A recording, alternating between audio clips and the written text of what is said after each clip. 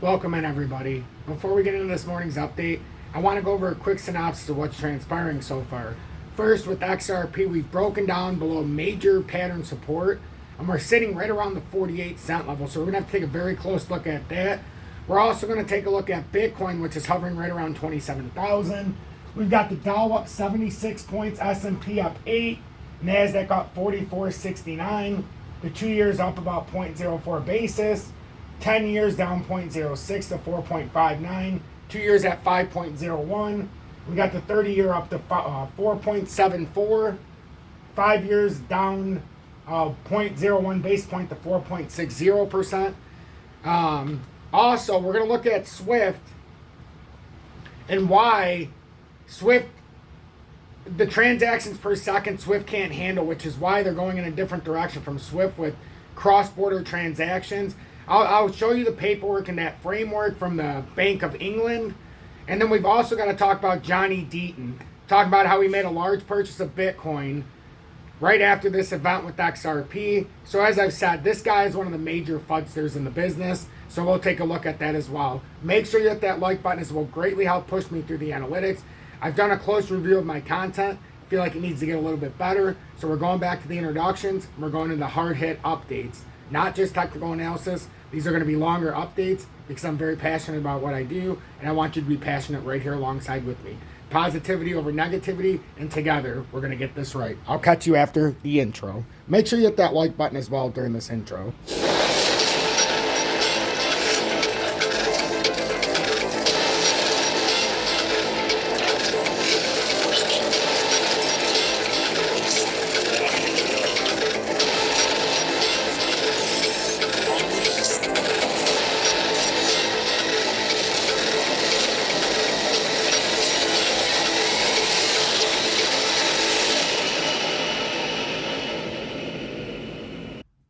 Good morning, 10:08 a.m. Eastern Standard Time on this Wednesday, October 11th, 2023.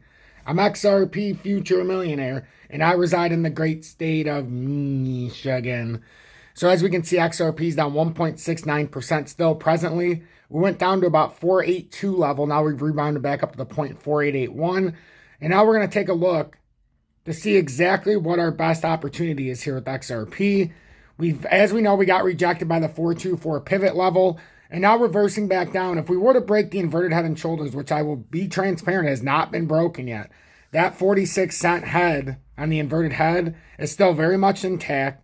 And if we do break below that, our next major opportunity on this uptrending support would be the rising channel support, which started in June of 2022, and that's right around the 416 level. Now, if we look at it from a shorter time frame, even though this is in the grand pattern, I still set up the short time frame here.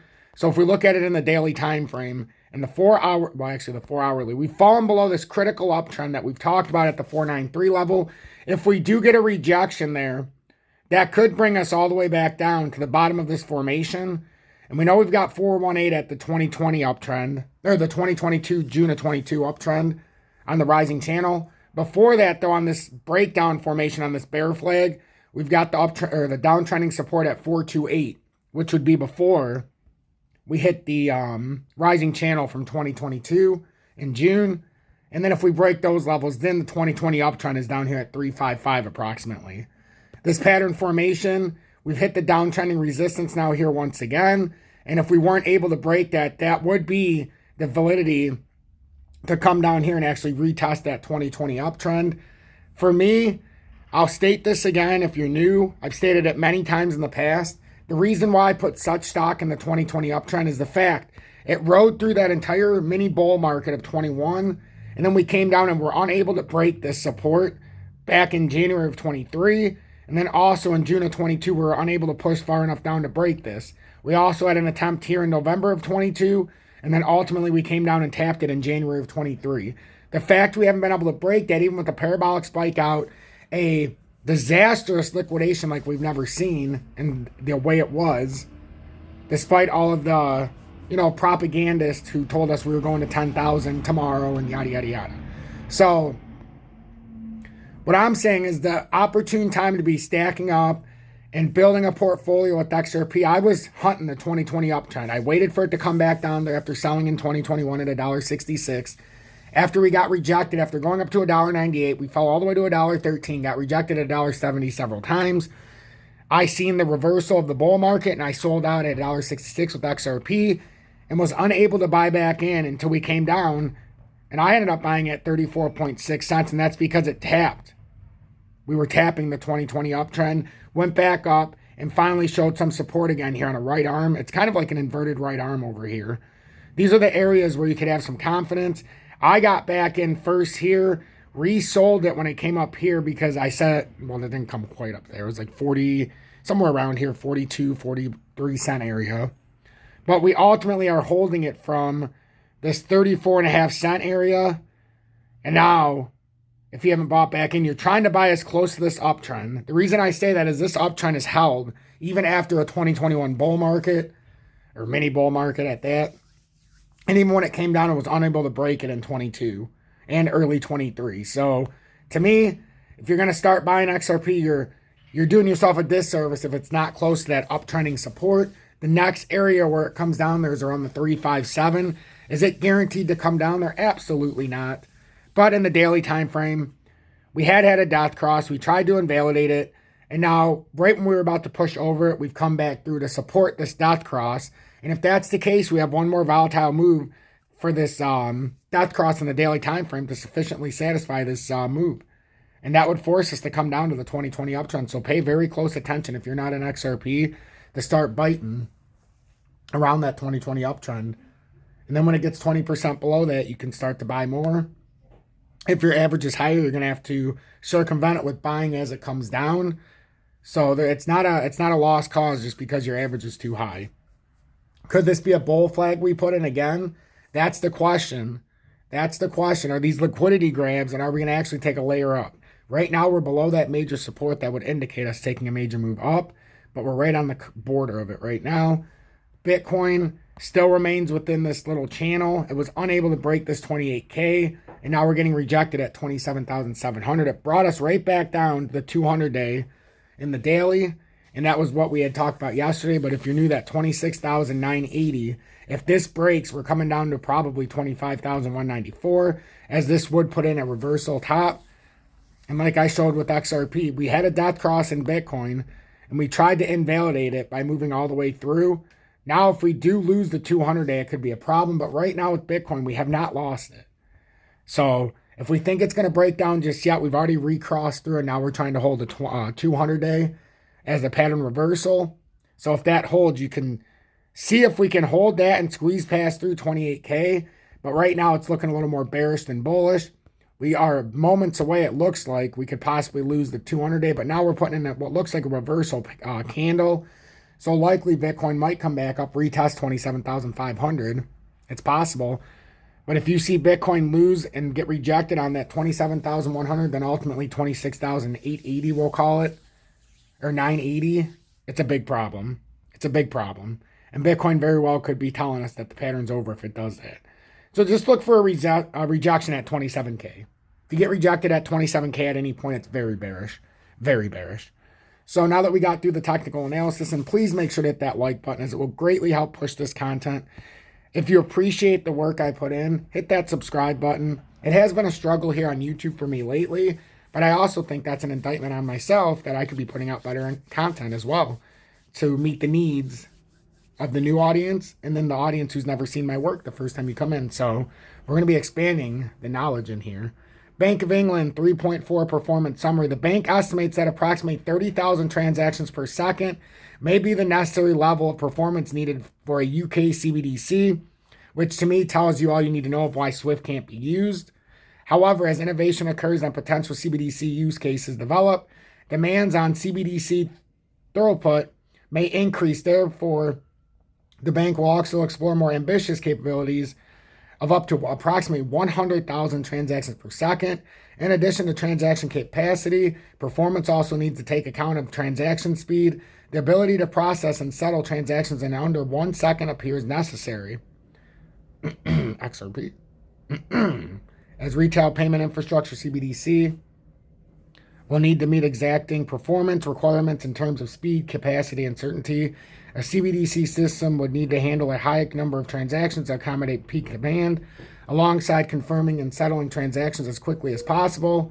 While requirements for throughput and speed will differ depending on the specific CBDC use case and payment type, the bank will examine solutions for enabling a high-performance CBDC system. An example of how requirements differ by use cases is set out below.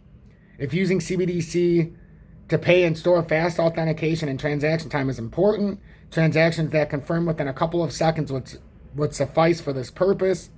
If using public transport, speed becomes even more important. For example, when paying at a ticket barrier, confirmation speed may need to be under a second to prevent queues and congestion.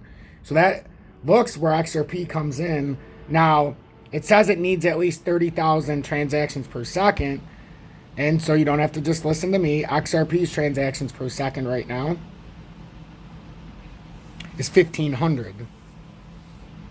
So if they're saying it needs 30,000 transactions per second, XRP technically doesn't meet that standard. So we'll have to see what that means. However, with the settlement times, it certainly meets those standards. But then the last thing I wanted to talk about, so let me know what you think in the comments, what you think about that. And then XRP lawyer buys Bitcoin after this event. So Johnny Deaton, the biggest fudster I know, the one who's trying to single-handedly make a bunch of money off the backs of XRP holders. Everybody can say what they want. I have my own personal opinion. I seen all I needed to know when he promoted his nonsense. So in a surprising turn of events, prominent crypto lawyer John Deaton, who has been a vocal representative of XRP holders, has taken a bold leap into the world of Bitcoin. His decision was triggered by remarks made by Jim Cramer, the former hedge fund manager and host of CNBC's Mad Money program, who anonymously predicted a downfall.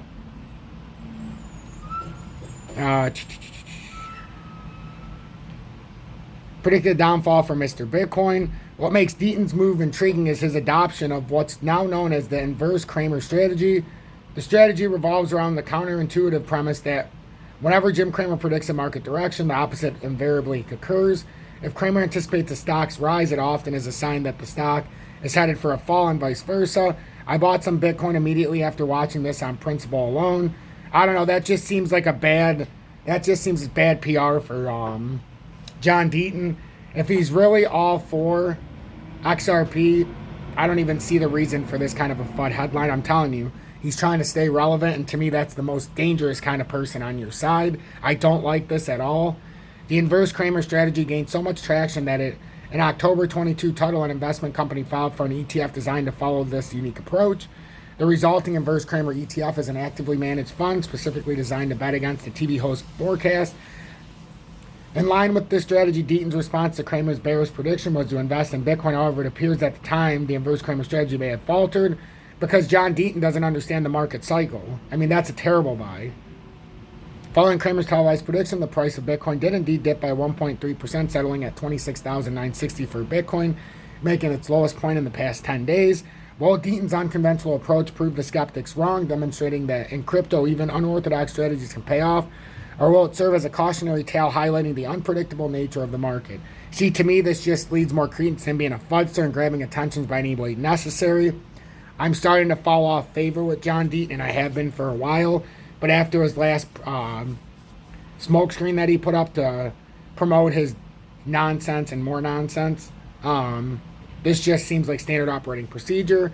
I'm XRP Future Millionaire. If you got anything out of this, make sure you hit that like button. We've gone over a wide topic today. Went over XRP's price analysis, Bitcoins as well. We went over John Deaton's thought about this Bitcoin. And we also went over what came out of the Bank of England about they estimate they're going to need approximately 30,000 transactions per second for the performance needed for a UK CBDC. We also know XRP's 1,500 transactions per second, but meets the requirements for speed. So what is it? Because they need to be under 1 second per transaction. So what exactly is the solution here? Let me know in the comments what you think, and if this update found you well.